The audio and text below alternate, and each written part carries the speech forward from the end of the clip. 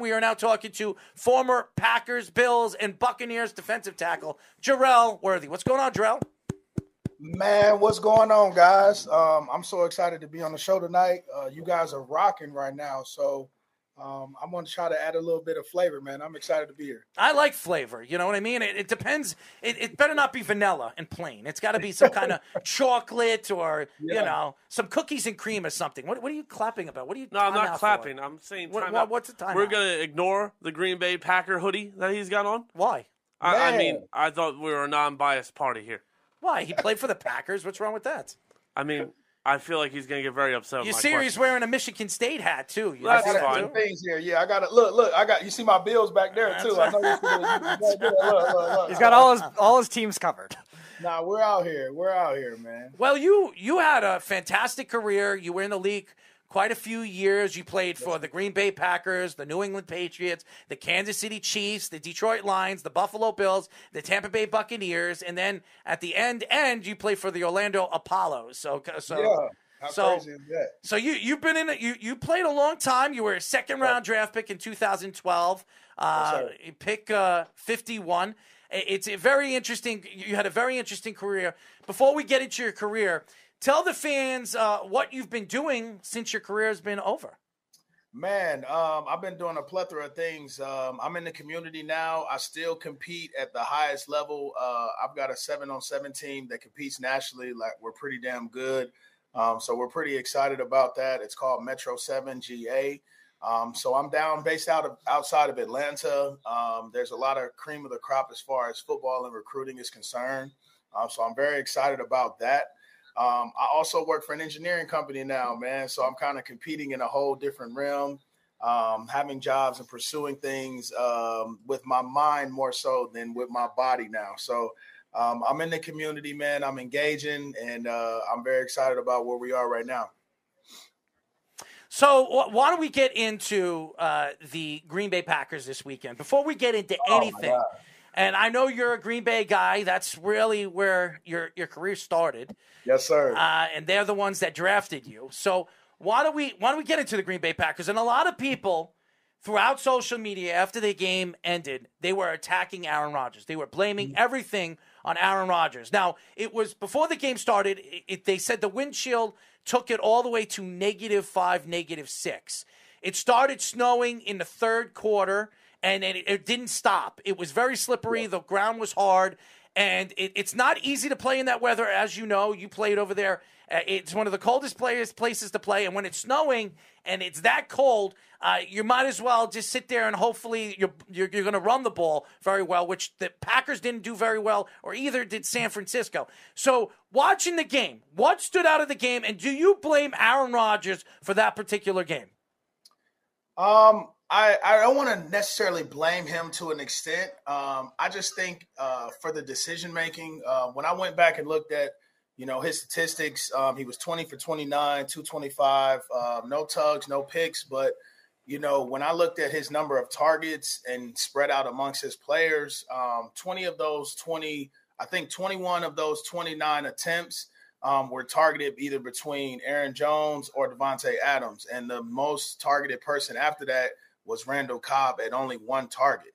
And so, like, when you talk about spreading the ball around, you talk about the offense moving. When I'm used to seeing the Green Bay Packers moving at a high level, it's Randall Cobb's involved. You got Valdez-Scantling involved. You've got Tongan involved. You have A.J. Dillon involved. So when their offense is at a very high level, man, it's by committee. It's never necessarily the one or two guys. I just think that, in close games like that, man, Aaron Rodgers has to find a way to go ahead to take control. As you've seen against Tom Brady, against the Rams, I mean, at some point, Tom says, "Hey, I gotta sling it. I gotta find a way to get in the end zone. I've got to find a way to put my team in contention." And I just think that A-Rod, in that type of situation, man, especially against the 49ers with everything that's been going on this season, a team that's been reeling and kind of limped into the playoffs, I would have loved to see the Packers come out and dominate that game, man. Unfortunately, we didn't get it done. So you played with the Packers for 3 years, and they actually have one of the more unique team cultures. They have a fan-owned team that has different stockholders within fans. I own a stock. I own 2 of them. Oh, you do? Nice. There you go. So also you have all these meet and greets, all the players. You have all these different radio things that the players did there. That's very different than a lot of other teams have. So what was that team culture really like, and also the fan culture across Green Bay and the state of Wisconsin really as a whole? Man, it was awesome, bro. I mean, coming from the Big Ten, we actually had bad blood because we go against Wisconsin often, and we end up playing them in the Big Ten championship. Then Green Bay drafts me that year. So a lot of the fan base already knew who I was coming from the collegiate level. But realistically, man, when you become a Packer, you become a part of that organization at any level, at any capacity. I mean, they're like family. So, I've got friends that are not even in the football organization in Green Bay that I still keep in contact with.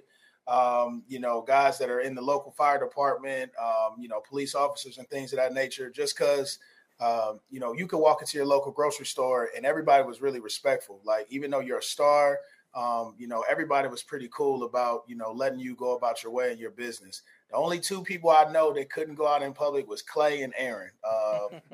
They were the only ones that couldn't necessarily go out in public without, the crowd trying to maul them. I remember catching A-Rod late night, right before like a Best Buy was about to close with the James Bond hat on. He's got the shades on. I'm like, it's 9:30 at night, dude. We know it's you. But we had some fun, man, up there, dog. But from Call of Duty late night, because obviously it's not a lot of stuff to do. So we had a lot of team camaraderie, man. And that's what made us a really close-knit team. And you're able to win games when you got a lot of trust amongst your team. Hello, Mr. Worthy. How are you? I was kidding about the sort of thing before.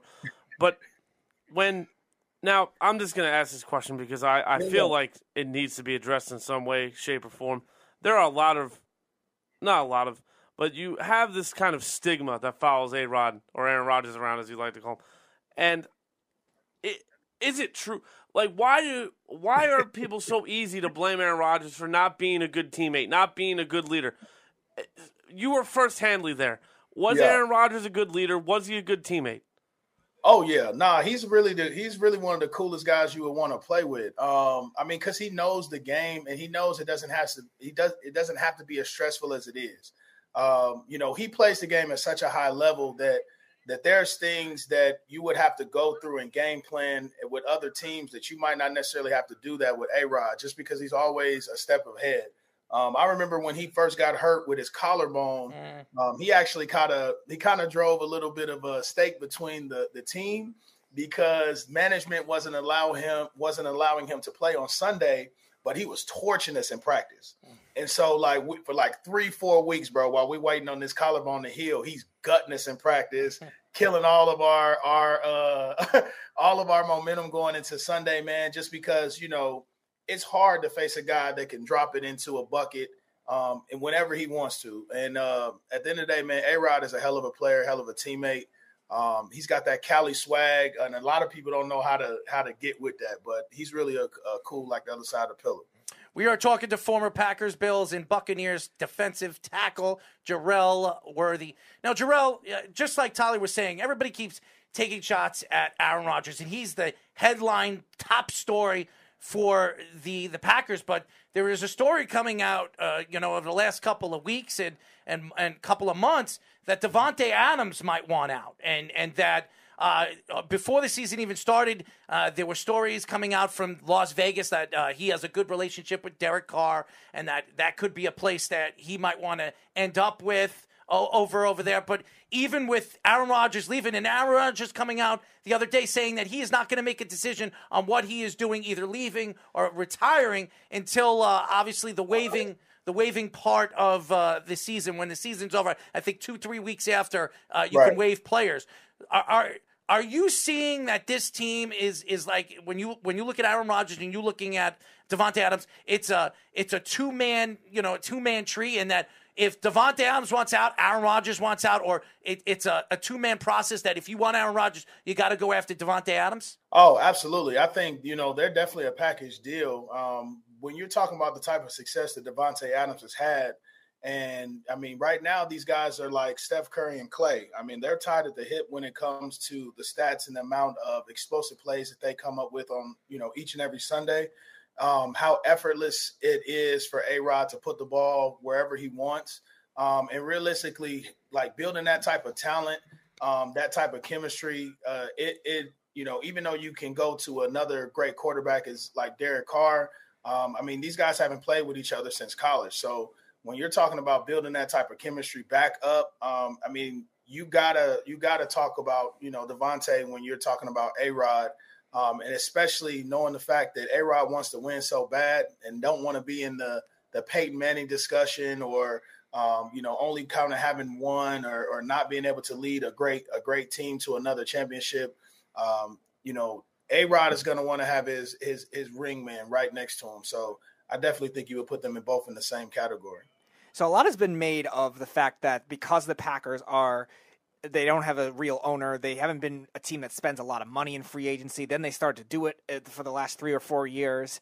Do you think that's something that has driven a lot of like outside players, like top outside players, away from wanting to join the Packers the same way you have seen them join the Rams recently and the Buccaneers? And could that be something that has to change if they want to have any shot at maybe keeping Aaron Rodgers and Davante Adams? Yeah, I think for me, it's got to continuously start with the O-line. I think, anytime where you see A-Rod go down, it's been a difficult time for the offensive line. So, I think at the end of the day, if you have opportunities to build that out, Batinari's been in and out the lineup. He's kind of been up and down, but they've found a replacement that's been able to fill his void. I mean, now obviously it's not, Bakhtiari, but when you're talking about, A-Rod being protected, man, that's where you have to start first. And then realistically, man, they need another athletic tight end that's going to be able to open up those seam routes. When A-Rod had that comfort level with Jermichael Finley and Corliss and those guys, running those seam routes, the offense was able to open up in a totally different way than we're seeing today. And so I just think at the end of the day, man, you got to start with O-line. You got to start with easy pass catching tight ends for this guy. And I think, realistically, man, you got to ask A-Rod who he wants to play with. I mean, you've never sit here. No one's ever been at the table and say, hey, man, these top receivers are out here on the market. Do you have any great relationships with these guys? How do you feel about it? I'm sure A-Rod will tell you, shoot, I would love to play with this guy here, love to play with that guy there. And essentially when you start to see the top receivers get traded for really like, nickels and pennies, man, it definitely would make you upset if you're a high-profile quarterback wanting to find good talent. We'd be amiss if we didn't know. I know that you obviously are a head coach down there in Georgia for the Metro 7 football team. You look like you're about to have a very long night of studying film. Dude, I'm locked in, man. You see my whiteboard behind me, man. I do. 1-1 for the skipper. I understand. I'm with you. Yes, sir. So, being a former player, and, we're grown men, teaching little kids is one of the most patient testing, hard to do things you can do in life. Anything. You're trying to teach them schemes and formats. What is the biggest challenge you face day in and day out trying to coach these kids? I think realistically, man, just consistently getting them to believe in themselves. I think for me personally, social media is kind of taking out the joy of a process. Kids see shit and they think they are supposed to have it like right away. They see a process. They see a kid making plays and they think they're automatically a 4 or 5 star. But a lot of their idols, a lot of the people they looked up to, they don't necessarily understand the long road that it took to become that person. And so I think at the end of the day, shedding light on that and getting kids to really understand that, hey, man, it's consistency every single day in order to become that star on Sunday. So once I get a chance to get kids to buy in and to want to give that effort every single day, coaching them becomes the easiest part, man. Like, they got to have the want to in order for me to break through as far as the mental. So once I get that out the way, man, it's been pretty easy.